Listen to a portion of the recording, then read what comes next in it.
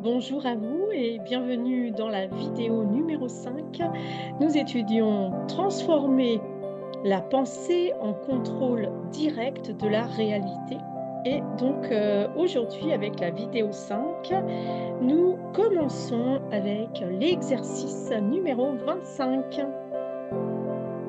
Exercice 25. Suivre la route droite de la vie harmonieuse. Si une personne apprend à la différencier, alors la prochaine tâche de contrôle sera clairement définie si nous avons une certaine action personnelle, n'est-ce pas? Il s'agit donc d'une position personnelle de décision. De même, quand Dieu fait quelque chose, il le fait correctement.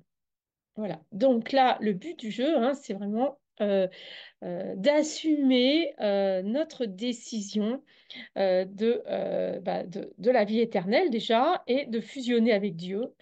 Et donc, Grabova, il nous dit que quand on est très clair sur cette vie harmonieuse, dans cette vie éternelle harmonieuse, qu'on suit bien la ligne, eh bien, on sait ce qu'on a à faire. On reconnaît ce qu'on doit faire, quelle tâche de contrôle on doit normaliser, etc. Quel travail on doit faire, hein, c'est-à-dire qu'on n'est plus jamais indécis. Donc, quand Dieu fait quelque chose, il le fait correctement. Donc, nous sommes amenés, nous aussi, dès le moment où nous choisissons de faire quelque chose, nous le faisons correctement. En fait, il faut être vraiment fidèle à sa décision, il faut avoir aucun regret, il faut s'engager dans une tâche voilà, avec détermination, hein. Dieu ne perd donc pas de vitesse à cause d'une mauvaise action ou d'une analyse supplémentaire.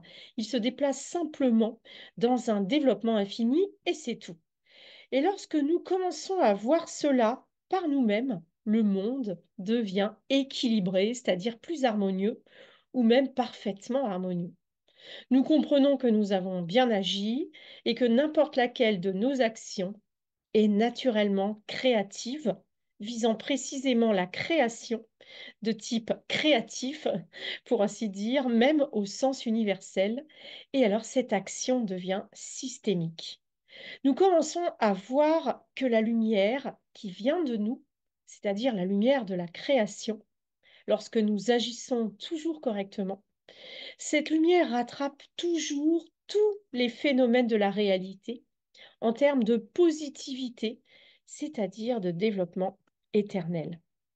Alors maintenant, je vous propose de faire ce contrôle, c'est-à-dire qu'après avoir synchronisé votre pensée à la pensée de Dieu, dans n'importe quelle réalité, dans n'importe quel objet, choisissez la bonne voie, la voie éternelle, la lumière éternelle et suivez une route droite. Il y a beaucoup de routes, mais il est préférable de suivre la route du développement éternel. La route droite, c'est la route la plus courte, hein, c'est-à-dire le chemin le plus court pour aller vers l'harmonie de la vie éternelle. Cette voie doit être telle que vous parvenez à mettre constamment devant vous cette gerbe, une fontaine de cette lumière qui vous gouverne parce que vous êtes éternel. C'est-à-dire que vous arrivez dans la prochaine décision, dans la prochaine pensée, à un niveau encore plus éternel, à un niveau encore plus saturé d'éternité. Alors, si vous le voulez bien, faites un contrôle comme celui-là. Faites le contrôle comme ceci. Voilà, donc c'est juste merveilleux, hein, voilà. Alors, on va tout de suite, avant de poursuivre avec l'exercice 26, vérifier que nous sommes en connexion avec la pensée de Dieu. Donc, je vous invite à utiliser les mains comme Grabovoi nous l'a proposé. Votre main gauche, c'est la main de Dieu, c'est l'action de Dieu. Votre main droite, c'est l'action humaine, votre action, votre décision. Et vraiment, l'idée, c'est que les deux mains marchent ensemble, main dans la main, en fusion comme ça. Et donc, quand vous faites cela, eh bien, vous agissez forcément correctement. Donc, on va de nouveau refaire l'exercice, c'est-à-dire vous concentrer sur la pensée de Dieu. Moi, je sens vraiment là, j'y pensé assez fréquemment, là, cette histoire de main. Et c'est vrai que ça permet vraiment de ne pas oublier de se reconnecter à chaque fois avec Dieu, comme ça, dès le moment où vous utilisez votre main gauche, de penser que c'est la main de Dieu, ça change beaucoup de choses. Et la main droite, eh bien, elle va être vraiment aidée par cette main gauche, surtout dans notre société où il y a beaucoup de droitiers. Moi, je suis droitière, mais je me souviens du moment où j'ai choisi entre la droite et la gauche quand j'avais 4 ans, quelque chose comme ça. Et je me suis dit, c'est plus simple d'être droitière dans ce monde de droitiers. Mais je me suis toujours dit, je n'oublie jamais ma main gauche. Et donc, voilà pourquoi il ne faut jamais oublier la main gauche. Et si vous êtes gaucher et que vous avez choisi Dieu, ben, ne vous oubliez pas vous-même, hein, parce que vous êtes aussi important que Dieu. Vous êtes une individualité et vous devez aussi être totalement vous-même. Et donc, l'harmonie, c'est vraiment cette pensée de Dieu qui fusionne avec votre pensée personnelle. Et donc, du coup, il y a une grande lumière qui sort de nous-mêmes grâce à cette fusion, grâce à cette connexion. Et c'est de ça qu'on va parler dans l'exercice 26.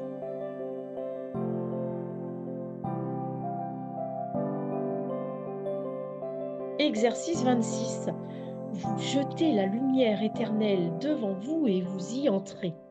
J'adore ces phrases que Grabovoi nous dit comme ça. Pour moi, c'est vraiment, quand c'est imagé comme ça, on est vraiment dans la joie, quoi. Donc, imaginez que vous avez cette lumière en vous, vous l'envoyez devant vous et vous marchez dedans. Littéralement, technologiquement, cela ressemble simplement à jeter la lumière devant vous, la lumière éternelle. Vous la générez vous-même et vous y entrez vous-même. Alors, naturellement, votre tâche est résolue, plus activement. Et souvent, dans ce cas, elle est toujours résolue. Donc, ici, le but est toujours de résoudre la tâche de contrôle, la tâche de normalisation du monde.